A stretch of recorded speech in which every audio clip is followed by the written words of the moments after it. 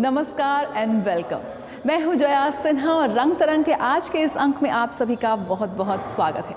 आज का एपिसोड यकीन मानिए बेहद खास है। एक कोशिश हमारी है कि आपको भारत की समृद्ध सांस्कृतिक विरासत से रूबरू करा सकें और इसीलिए आज हम आपको ले चलेंगे भारत टेक्स 2024 में, देश में आयोजित टेक्सटाइल के सबसे बड़े कार्यक्रम में, जहां पर ट्रेंड, ट्रेडिशन, टेक्नोलॉजी और टेक्सटाइल का एक बेहद शानदार संगम देखने को मिला। रंगमंच की दुनिया में भी आपको ले चलेंगे और साथ ही साथ कैनवस की दुनिया से कुछ युवा कलाकारों से आपकी कराएंगे मुलाकात और भी होगा बहुत कुछ। तो देर कैसी, शुरुआत करते हैं आज के रंग तरंग की। भारत टेक्स 2024 हमारे देश में आयोजित सबसे बड़े टेक्सटाइल कार्यक्रमों में से एक, जिसमें पूरे भारत की असंख्य वस्त्र परंपराओं को शामिल किया गया। जैसे करघा धागे को जोड़ता है, वैसा ही ये कार्यक्रम पूरे भारत को दुनिया से जोड़ता नजर आया। ट्रेंड, टेक्नोलॉजी, प्रौद्योगिकी और भारतीय टेक्सटाइल का महासंगम। इस कार्यक्रम के जरिए भारत की गौरवशाली इतिहास को, भारत की टेक्सटाइल को, कपड़ा परंपराओं को आज की प्रौद्योगिकी से, आज की प्रतिभा से जोड़ने का एक बेहद सुनहरा अवसर देखा। आज भारतीय कारीगरों को मिल रहा है राष्ट्रीय नहीं अंतर्राष्ट्रीय बाजार और हमने देखा कैसे भारत टेक्स 2024 के मंच में पहुंचे दुनिया भर के निवेशक भारतीय कारीगरों के काम को, उनके उत्पादों को, भारतीय टेक्सटाइल को दुनिया के कोने कोने में ले जाने के लिए।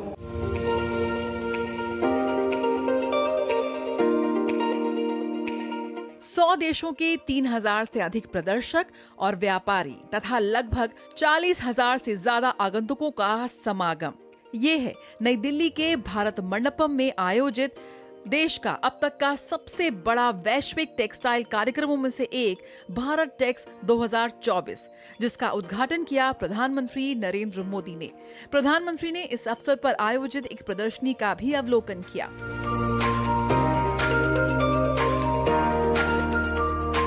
भारत टेक्स का ये सूत्र भारतीय परंपरा के गौरवशाली इतिहास को आज की प्रतिभा से, परंपराओं के साथ प्रौद्योगिकी से जोड़ता नजर आया।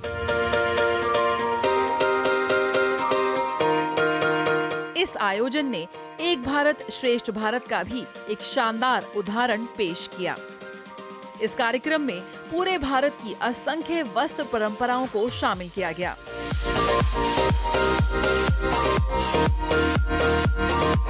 कपास, जूट और रेशम उत्पादक के रूप में भारत के बढ़ते कदमों को भी इस आयोजन में साफ तौर पर देखा गया। इस प्रदर्शनी को प्रधानमंत्री के 5F विजन से प्रेरणा लेते हुए आयोजित किया गया।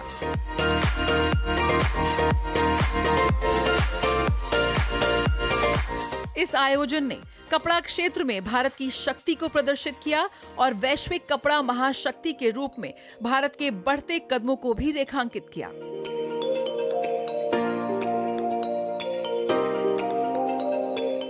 इस 4 दिवसीय कार्यक्रम में 65 से अधिक ज्ञान सत्र व 100 से अधिक वैश्विक पैनलिस्ट ने भी हिस्सा लिया।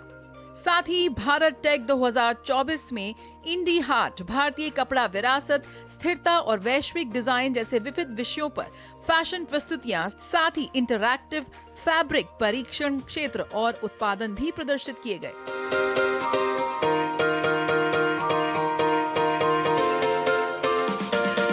भारत टेक 2024 में स्टाइल, सस्टेनेबिलिटी, स्केल और स्किल को एक ही मंच पर लाने का प्रयास किया गया। ट्रेंड, टेक्नोलॉजी और ट्रेडिशन का महासंगम बनकर उभरा भारत टेक्स 2024। ये भारत को एक आकर्षक निवेश और सोर्सिंग डेस्टिनेशन के रूप में स्थापित करता नजर आया।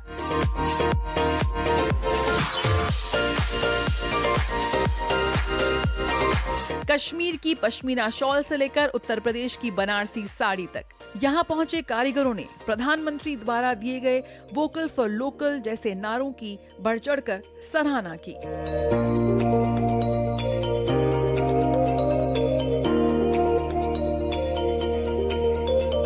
यकीनन आज हमारे ये लोकल कारीगर ग्लोबल बनकर वैश्विक मंच पर आ पहुंचे हैं। देश के कोने कोने से आए आगंतुकों ने भी प्रदर्शनी का जमकर लुत्फ उठाया।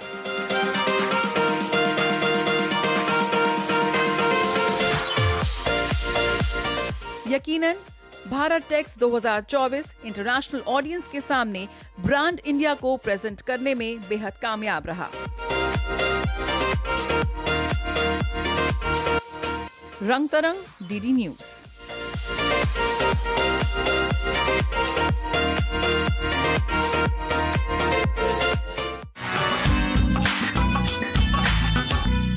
अंग्रेजी साहित्यकार कवि विलियम शेक्सपियर। सदियां बीत चुकी हैं विलियम शेक्सपियर को गए हुए, लेकिन आज भी दुनिया के किसी न किसी कोने में इस वक्त उनके लिखे शब्दों का कहीं ना कहीं कोई नाटक का मंचन हो रहा है या किसी फिल्म का फिल्मांकन हो रहा है। एक से बढ़कर एक नाटक जो आज भी उतने ही प्रासंगिक हैं जितने वो उस वक्त थे। विलियम शेक्सपियर का लिखा नाटक हैमलेट उनकी श्रेष्ठ रचनाओं में से एक है, जो आज भी जिसका मंचन होता है तो वो दर्शकों को बांधने में कामयाब है। राजधानी दिल्ली में हैमलेट का मंचन हुआ। युवा कलाकारों ने हैमलेट की उस दुखांत, उस ट्रेजेडी को एक बार फिर जीवित कर दिया। आइए आपको भी दिखाते हैं हैमलेट की वो कहानी एक बार फिर।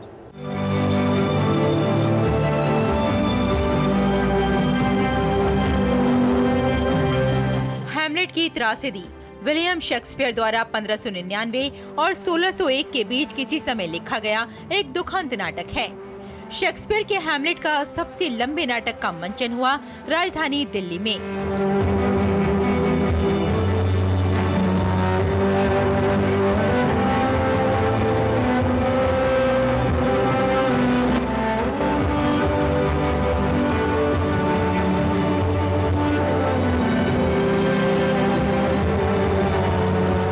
हैमलेट को अंग्रेजी भाषा में सबसे शक्तिशाली और प्रभावशाली त्रासदियों में से एक माना जाता है।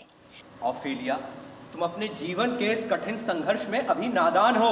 क्या तुम्हें लगता है हैमलेट तुमसे सचमुच प्रेम करता है, या तुम ये समझती हो कि ये प्रेम पत्र सच्चे हैं?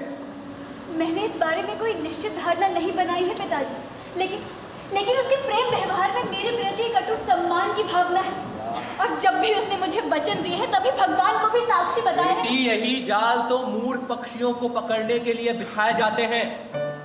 डेनमार्क में स्थापित ये नाटक प्रिंस हैमलेट और उसके चाचा क्लॉडियस से बदला लेने के उसके प्रयासों को दर्शाता है, जिसने हैमलेट के पिता की हत्या उसके सिंहासन पर कब्जा करने और हैमलेट की मां से शादी करने के लिए की थी।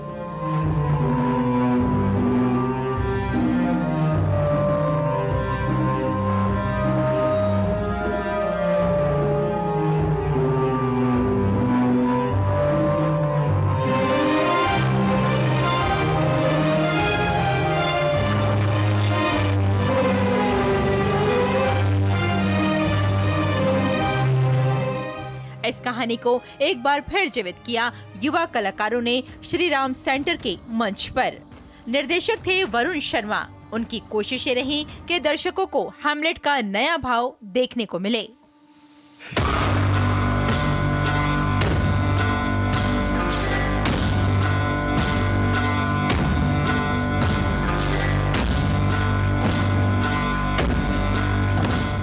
विलियम शेक्सपियर द्वारा लिखा नाटक है।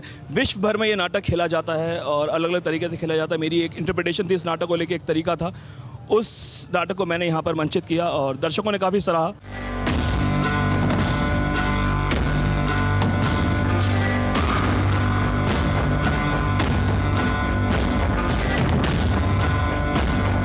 इस नाटक में क्लॉडियस के साथ साथ हर किरदार ने अपनी छाप छोड़ी।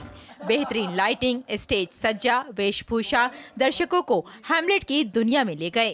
वैसे तुम दोनों मुझे एक बात बताओ कि तुम दोनों ने अपने भाग्य के विरुद्ध ऐसा क्या अपराध कर लिया है कि भगवान ने तुम्हें इस कारागार की ओर भेज दिया? कारागार? हाँ दोस्तों, ये आप क्या कह रहे हैं राजकुमार? हाँ, डेनमार्क एक कारागार ही तो है। तब तो पूरा संसार ही कारागार माना जा सकता है। बहुत अच्छी तरह से रोजेनक्रेंट्ज, बहुत अच्छी तरह से। He helped me get into the psyche of the character, to know his ambitions, his thirst for power, and how he has a heart forged in darkness. The whole process was really amazing with all the team doing the choreographies, the set work, the props, and the rehearsals together.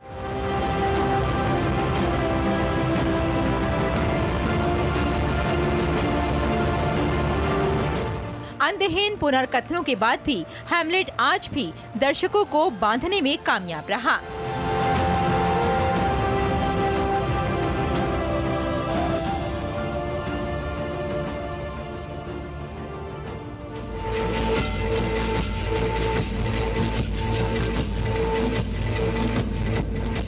तालियों की गड़गड़ाहट ने ये बात साबित कर दी कि कलाकार सर्वकालिक महानतम नाटकों में से एक हैमलेट के साथ इंसाफ करने में सफल रहे।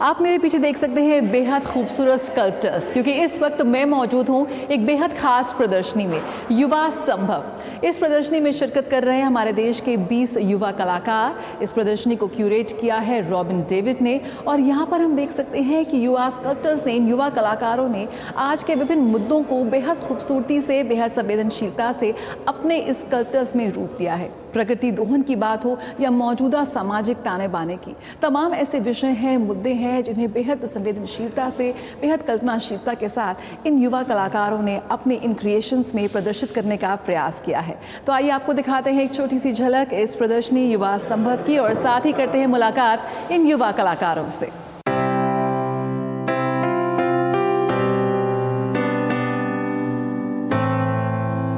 युवा संभव भारत के युवा कलाकारों की मूर्तिकला की इस प्रदर्शनी के साथ रजा फाउंडेशन ने प्रिंट, मूर्तिकला, चीनी मिट्टी की चीजें और न्यू मीडिया की 4 प्रदर्शनियों की श्रृंखला में अपना दूसरा आयोजन किया।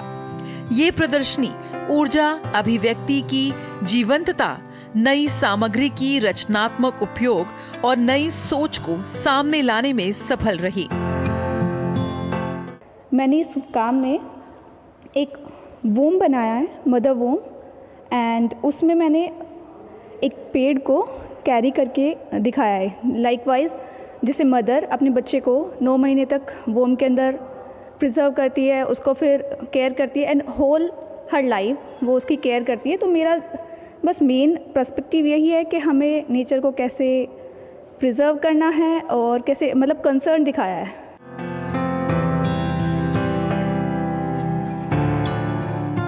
इस प्रदर्शनी के जरिए देश भर से जुटे युवा कलाकारों ने अपनी प्रतिभा का प्रदर्शन किया।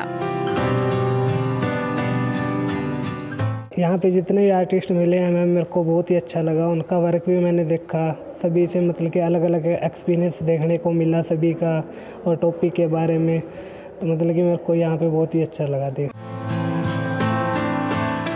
रॉबिन डेविड द्वारा क्यूरेटेड ये प्रदर्शनी दर्शकों को आकर्षित करने में कामयाब रही। रंग तरंग, डीडी न्यूज।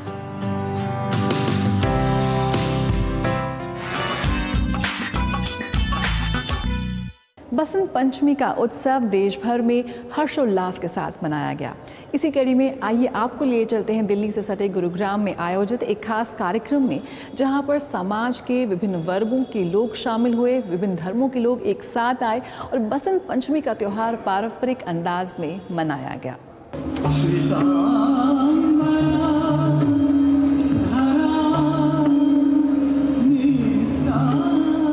देश भर में बसंत उत्सव की धूम रही। इसी कड़ी में हरियाणा स्थित साईं के आंगन परिसर में बसंत उत्सव का आयोजन किया गया। इस बसंत उत्सव का हर साल साईं के आंगन में आयोजन किया जाता है।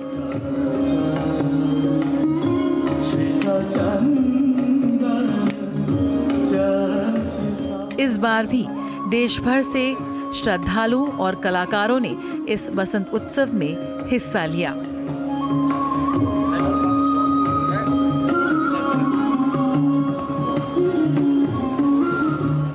हम इस इवेंट में परफॉर्म करते हैं। साईं के आंगन के बच्चे होते हैं, बाहर से बहुत रेनाउंड आर्टिस्ट भी आते हैं, जैसे कि आज आए थे नेशनल एंड इंटरनेशनल लेवल पे। इसका टेलीकास्ट लाइव भी होता है ताकि जितने भी बाबा के भक्त हैं नेशनली और इंटरनेशनली वो इसका आनंद उठा पाए।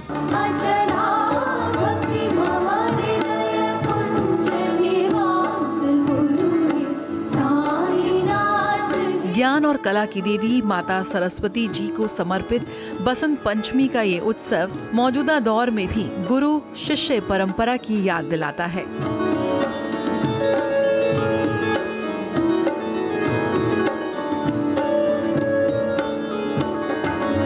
इसी कड़ी में इस बसंत उत्सव में पूरी पूजा अर्चना के साथ बसंत पंचमी का त्योहार मनाया गया।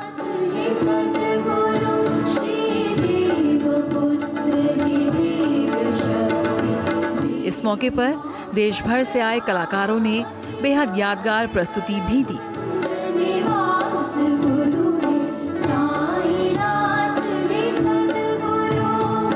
गुरु डॉक्टर चंद्रभानु सतपथी के शिष्यों द्वारा ओडिसी नृत्य की प्रस्तुति इस मौके पर दी गई।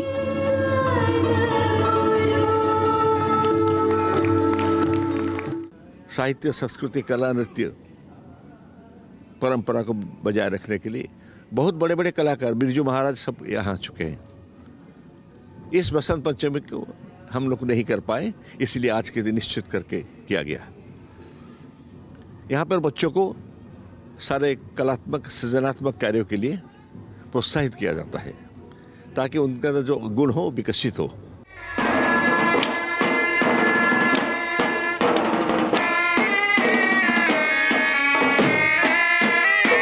इस अवसर पर विभिन्न संस्कृतियों एवं भिन्न भिन्न भाषा भाषी भक्तों द्वारा उड़ीसा भाषा में श्री गुरु भगवत प्रार्थना का गायन भी किया गया।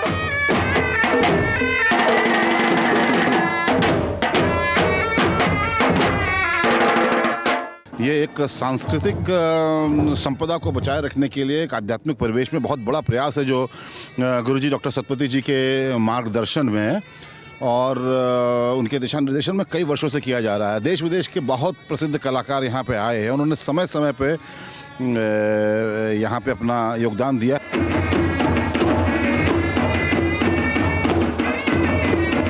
इस मौके पर शिष्यों द्वारा अपने गुरु को समर्पित एक खास प्रस्तुति भी की गई।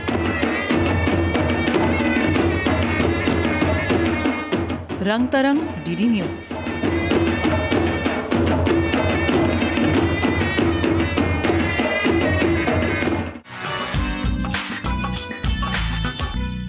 आइए अब आपको ले चलते हैं एक बेहद खास आयोजन में।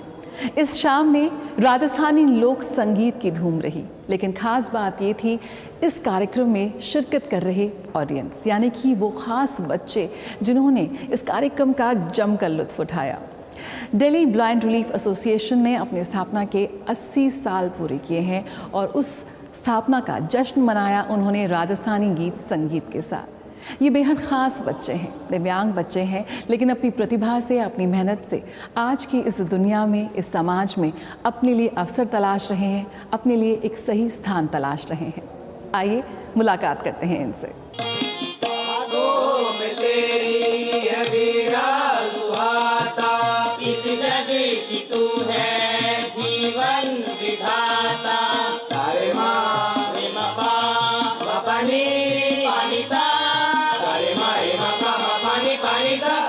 इनके दैनिक जीवन में स्पर्श, अनुभव और ध्वनि महत्वपूर्ण भूमिका निभाते हैं। इन छात्रों के लिए संगीत विशेष रूप से रोमांचक है और ताली बजाने की खुशी उनकी अभिव्यक्ति और रचनात्मकता के लिए एक अनूठा अवसर बन जाते हैं।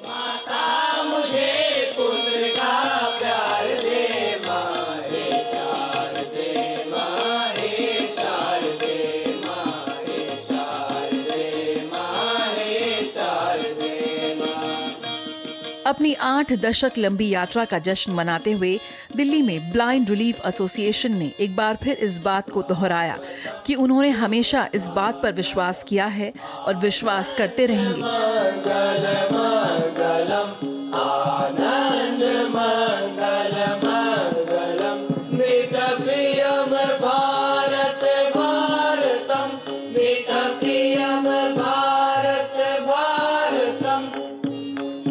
की दृष्टि बाधित और अन्य दिव्यांग बच्चे और वयस्क अमूल्य मानव संपत्ति है और वे समावेशी माहौल में सही मान्यता और अवसर के हकदार हैं।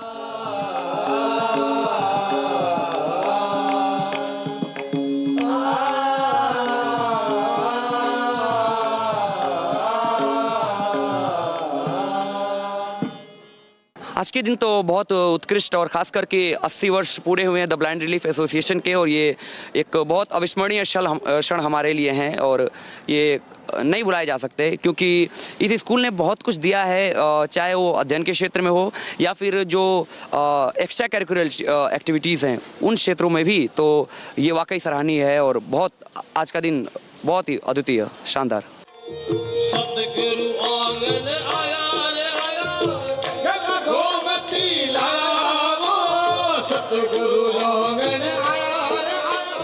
अंतर्राष्ट्रीय स्तर पर प्रसिद्ध राजस्थानी लोक संगीत मंडली के विशेष प्रदर्शन ने ब्लाइंड रिलीफ एसोसिएशन के 80वें स्थापना दिवस के जश्न को और भी यादगार बना दिया।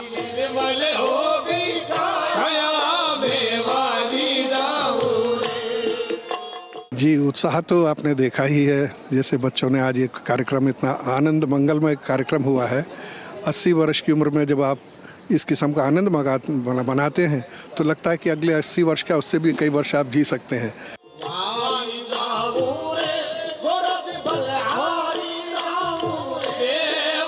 लोक नृत्य हमारी समृद्ध सांस्कृतिक विरासत का प्रतिनिधित्व करते हैं, जिसकी महारत भारत के सबसे प्रभावशाली राज्यों में से एक राजस्थान ने बखूबी हासिल की है। भूंगर खान मांगनियार और उनके साथियों द्वारा राजस्थानी लोक संगीत की प्रस्तुति यकीनन यादगार रही।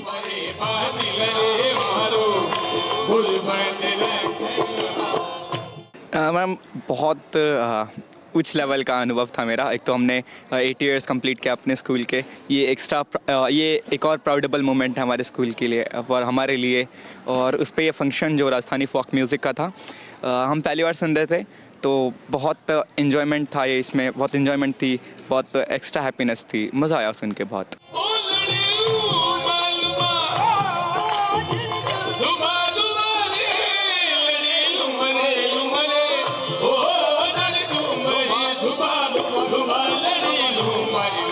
दशकों की प्रभावशाली सेवा को चिन्हित करने के लिए ब्लाइंड रिलीफ एसोसिएशन ने स्पिक मेके के साथ साझेदारी में भूंगर खान मांगनियार द्वारा राजस्थानी लोक संगीत प्रदर्शन से बच्चों को एक नया अनुभव दिया।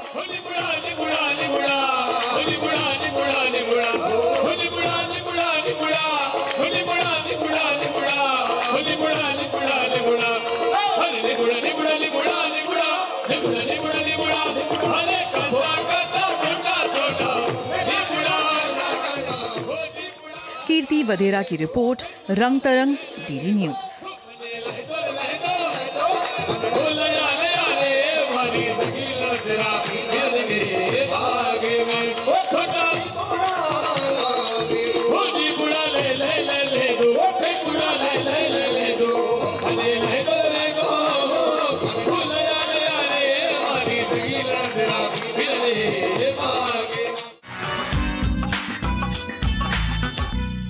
इसी के साथ रंग तरंग का आज का ये अंक यहीं ख़त्म करते हैं। अगले हफ्ते इसी दिन इसी वक्त पर फिर हो जाएगी आपसे मुलाकात। तब तक ज़रूर किसी न किसी शौक़ को अपने से ज़रूर जोड़े रहिए और कला के किसी न किसी रूप से खुद को बांधे रखिए।